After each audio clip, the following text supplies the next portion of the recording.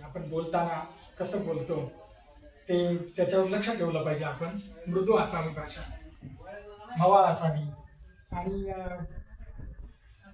हृदयाला जोडणारी असावी, की अशी भाषा आपण वापरावी.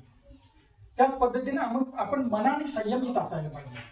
आपलं मन नेहमी आपल्या ताब्यात असलं पाहिजे, आपल्या मनावर आपला कंट्रोल असला पाहिजे. कारण विचार प्रथम आपल्या मनामध्ये निर्माण होतात आणि मग विचार निर्माण झाले की त्याप्रमाणे आपलं वर्तन आपण तशा पद्धतीने करतो. म्हणून विचाराशी सुसंगीत असं आपलं वर्तन असलं पाहिजे. वर्तनाचं पाहत असतात सर्वजण, आपला समाज, आजूबाजूचा समाज, आपलं कुटुंब, आपलं वर्तन कसं आहे, आपलं आचरण कसं आहे, आपले संस्कार कसे आहेत, हे आजूबाजूचे सगळे लोक पाहत असतात.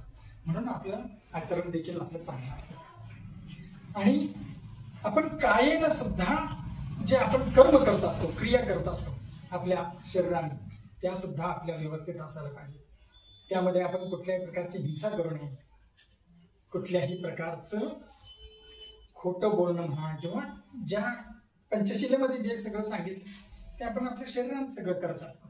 म्हणून त्याच्याकडे आपण सर्वांनी लक्षात ठेवलं पाहिजे. एवढं जरी केलं ना, पंचशिलेचं पालन जरी केलं तरी पुष्कळ आपलं आपल्या आयुष्यामध्ये आपण केल्यासारखं आहे. त्यामुळे आपण पंचशील म्हणतो ते नेमकं काय म्हणतो हे ध्यानात घेतलं पाहिजे. नुसते शब्दांचं म्हणजे उच्चारण करणं म्हणजे तसं नाही, त्या शब्दांच्या प्रमाणे आपलं आचरण देखील असणं हे गरजेचं आहे. म्हणून एक छोटीशी एक गोष्ट या ठिकाणी सांगतो आणि मी माझं थांबवतो.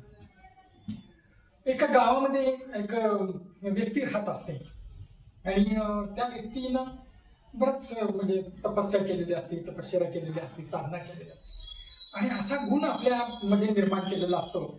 एक प्रतिकात्मक ही गोष्ट आहे, लक्षात घ्या, की तो पाण्यावरून चालत चालत चालत नदीच्या